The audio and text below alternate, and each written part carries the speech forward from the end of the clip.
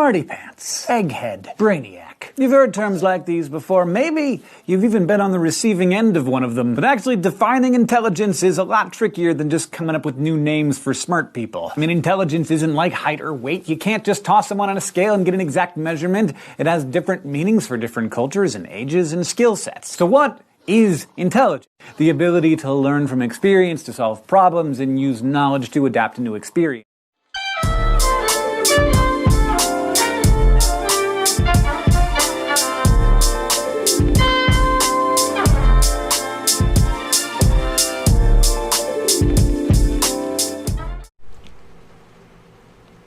For most people, especially in our country, people who speak English is an indicator that the person will succeed in his or her life. We always said that this person is smart and intelligent and have a good social standing in our society. But what is the main purpose why we want to tackle this topic? Intelligence is not only when we speak English. Intelligence is not only how fluent we are with this language. An English language is not only an indicator that the person will succeed in his or her life. When someone speaks Baroque English or sometimes they mispronounce words, people will always burst into laughter and discriminate the intelligence of that person. This is one of the mislead mindset that we have nowadays. Maybe that person is good in math but not good in speaking English. Some people will do well in different aspects and that's how their intelligence comes. We cannot categorize a person as an uneducated and stupid just because they do not do well in speaking English language. We cannot underestimate their value just because of that. The success and value of a person does not decrease based on someone's thought. And English is just a language and it does not matter how good or bad they are in particular language.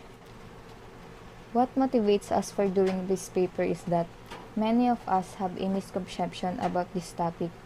Just what I have said, people nowadays are easy to say that someone is not capable of being a successful person just because they do not do well in speaking English.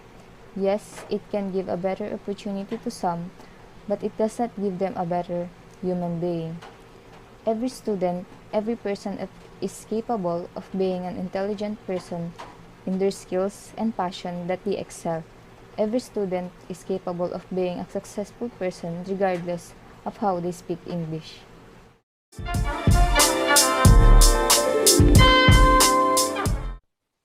In this topic, we will discuss our key points and how we gather the details. So, what is key points? The key point of our topic is it English is not a measurement of intelligence of a person? So the answer is none because it will depend on a person on how he or she handles it. Maybe because that she believes that English is a measurement of intelligence because it will help them to their future career, whilst others are not believing that English is not a measurement of intelligence. Being good in English or fluent does not mean that you are intelligent, because having an intellectual mind is not just being educated and being good enough to use the international language. In this second topic, we will discuss about how we gather the details. We gather the details by surveying M of the students. We prepare 4 questions online so that they can answer it efficiently and effectively. To know more about the details, we research and analyze it one by one. We compare positive and the negative sides to better understand more.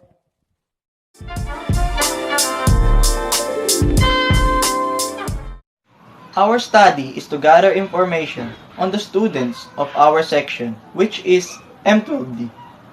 We conduct an in-depth research and in-depth interview because this is a way to determine if the English is not a measurement of intelligence or vice versa. This is for the student's success, especially for our section. On the result of our in-depth research and interview, the opinions of the students are equal and there's nothing wrong about that. So, many students said that English is a measurement of intelligence because it will also be needed when they something achieved in life. And also many students said that English is not a measurement of intelligence because student believes that knowing English language is only sign of being educated, but the truth is far away from it. What we need to understand is learning a language is a merely part of one's education itself. Our study will definitely contribute to the society to enlighten every Filipino, especially students, that English is not a measurement of intelligence because there are also many Filipinos who are intelligent even if they are not fluent in English. It will serve as proof to everyone because we also have our own language that we need to learn a lot. We think that English is an optional language, but we need to learn, but our intellect can't be measured just because of this language.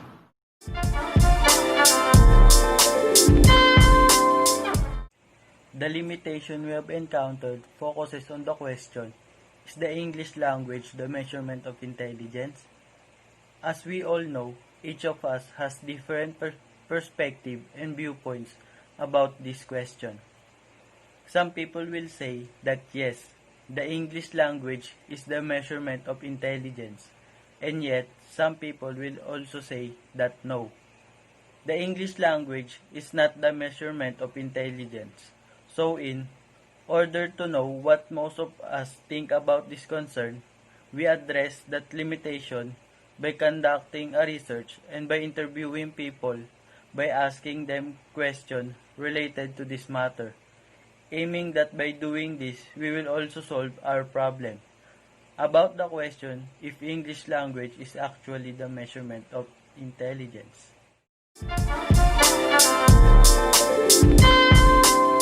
We Filipinos had been anchored in such an awkward mentality that we only measure intelligence in a specific way, mostly through the number that we see in our report cards, not what we are capable of doing in real life through different media.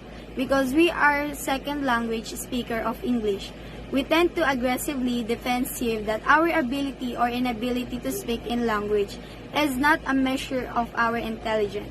When it actually in some ways, we need to be more open-minded that intelligence came from and different from and they are measured differently. Opening yourself up with different cultures and languages make you a better person, a more tolerant person, let tune up, out less, and let listen more. The truth is, English is a language, a means of communication. It is not measure of intelligence or character. It shouldn't be a use of measure of our identities.